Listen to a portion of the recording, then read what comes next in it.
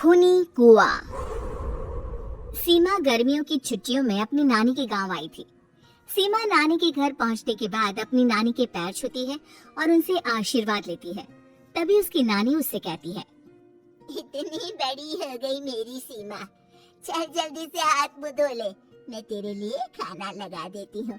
भूख लगी होगी ना? हाँ नानी, भूख तो लग रही है मुझे, आपके हाथ के बने हुए पीले दाल और चावल खाने की। कितना टाइम हो गया है मुझे आपके हाथ का बना हुआ दाल चावल खाए हुए। तू तो नौकरी में व्यस्त थी, तो तुझे कहाँ से टाइम मिलेगा अपनी नानी के लिए? और जब इतने टाइम बाद आई है तो ज्यादा टाइम के लिए रुक कर जाएगी तू।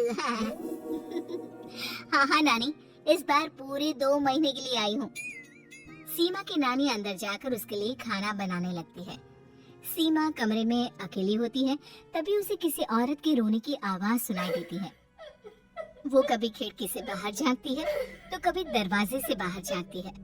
उसे समझ में नहीं आ रहा होता है कि आखिर रो कौन रहा है। तभी नानी खाना लेकर आ जाती है। वो अपनी नानी से कहती है, नानी, कोई औरत रो रही है क्या? मैं जब से यहाँ आई हूँ तब से मुझे यहाँ किसी औरत की रोने की आवाज आ रही है।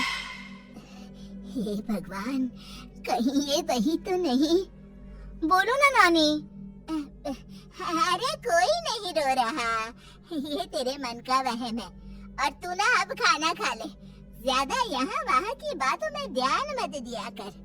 जल्दी से खाना खा और फिर मेरे साथ आ जा मेरे कमरे में, दोनों बैठकर खूब सारी बातें करेंगे। ऐसे ही अगले दिन सीमा अपनी नानी के साथ गांव के बाजार जा रही होती है। उसी रास्ते में फिर से किसी औरत के रोने की आवाज आती है। वो अपनी नानी से कहती है,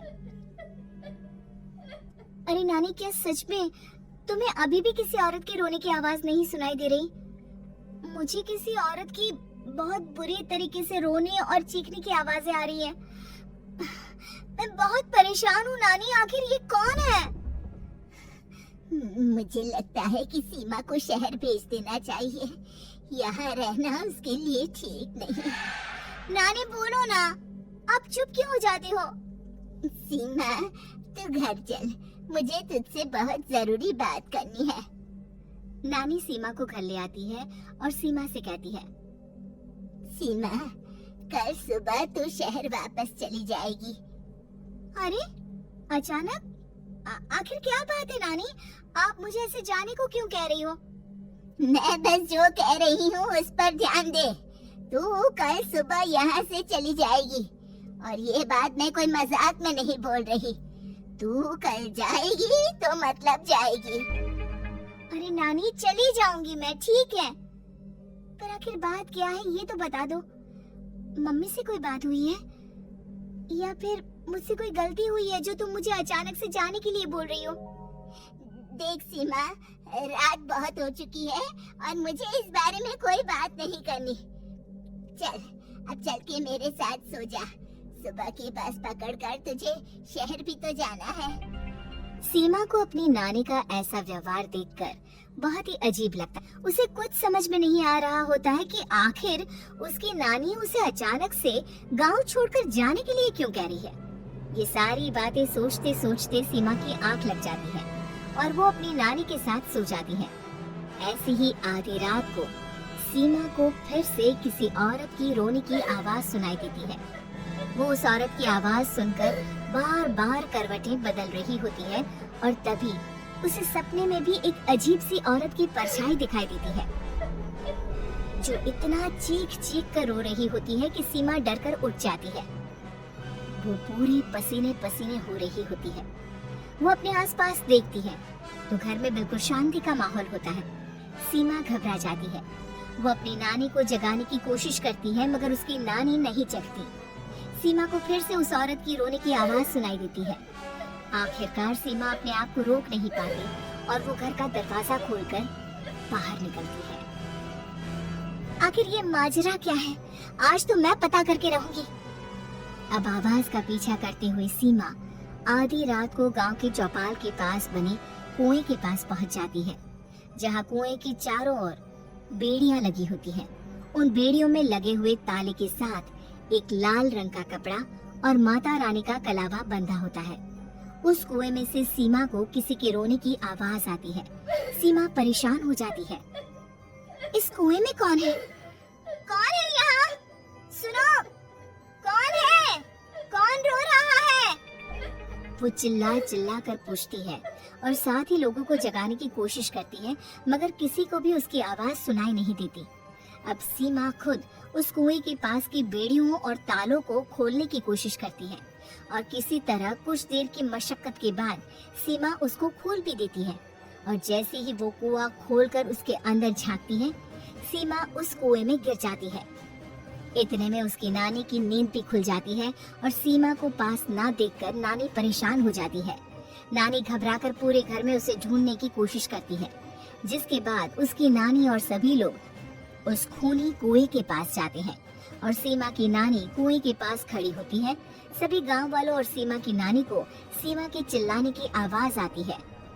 बचाओ, कोई मुझे बचाओ। मेरी बच्ची, हम आ गए, हम तुझे बचा लेंगे। नानी, मुझे यहाँ बहुत डर लग रहा है।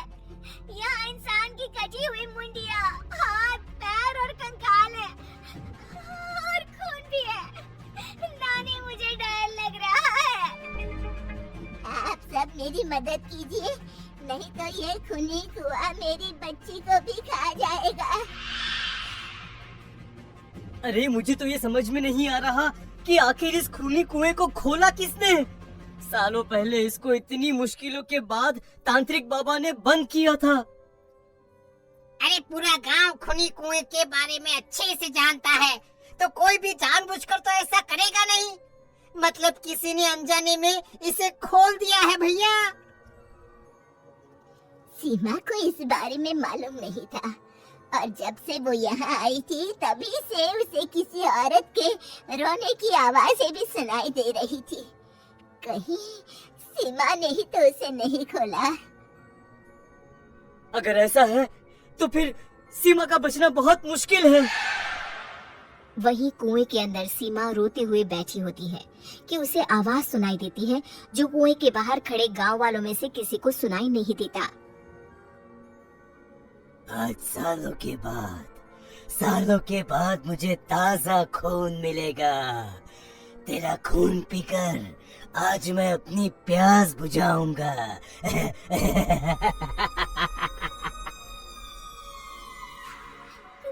कौन है?